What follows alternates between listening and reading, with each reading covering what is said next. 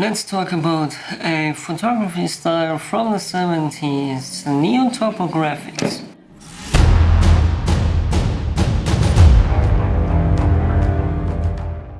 As you probably noticed if you watch this channel, I went to Italy some weeks ago into a small village in the northern part of Italy, actually in the district of Piedmont. And there I tried to take a lot of pictures in the style of neo-topographics, man-altered landscapes, which became famous in the 70s. When you think of photographing Italy, you imagine rich colors, romantic scenes, and the postcard perfect villages. But what if we looked at it differently, through the stark, unembellished lens of neo-topographics? The neo-topographics movement of the 1970s emphasized a more neutral, detached approach to landscapes. Photographs that captured the ordinary, the everyday, and the uncelebrated. It was a way to document human-altered landscapes without the sentimentality, instead focusing on raw realism. Usually in landscape photography, you focus more on the beautiful aspects of your surrounding. But in this topic, you actually look more at the raw way people live and build their homes and interacted with the area over time. And you focus more on wall walls, empty streets that are already broken in because they are so long there. Not particularly in search of charm, but more like reality and history.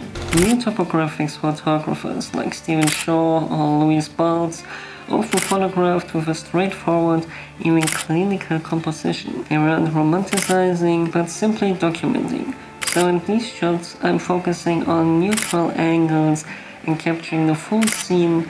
No cropping out the mess, no hiding the flaws.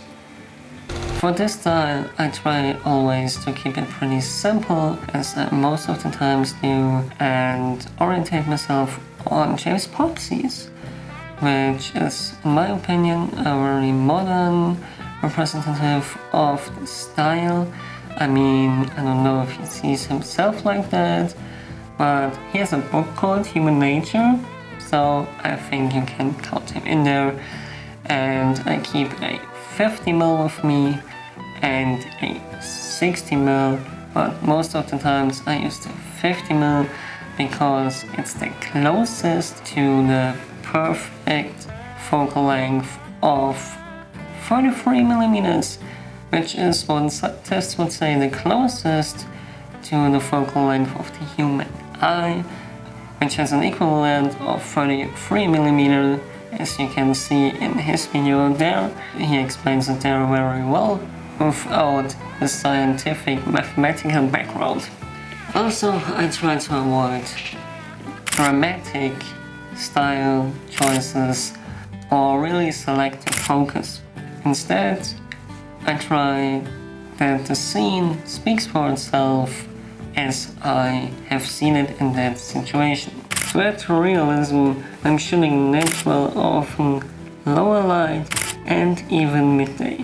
I'm not pumping up the saturation. I want the colors and textures to feel subdued and true to life, capturing the muted, sometimes overlooked character of these old villages. The only thing I do sometimes is I'm pulling up the contrast a little bit to see the details in the cracks, the wall or something like that, and a little bit of my own touch, but not too much. Instead of the usual lively Italian street scenes, the neo-topographics approach is value in quiet moments.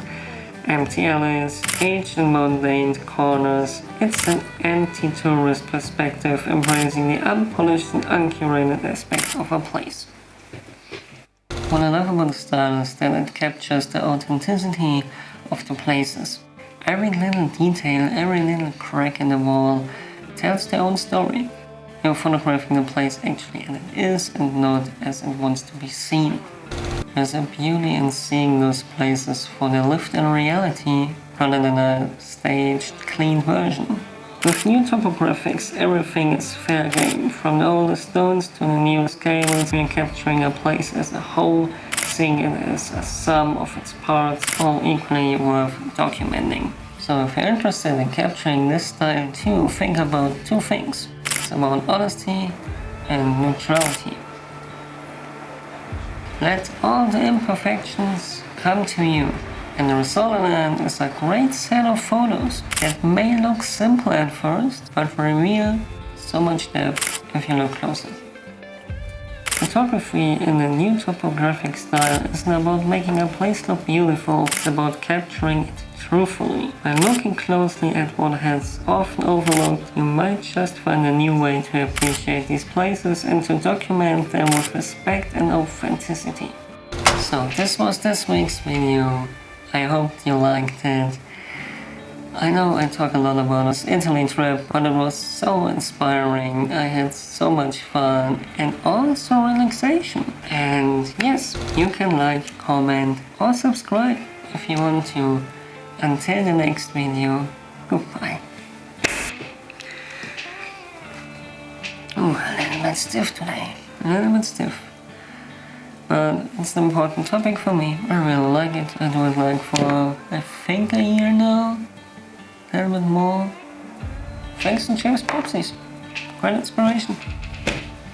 Yeah.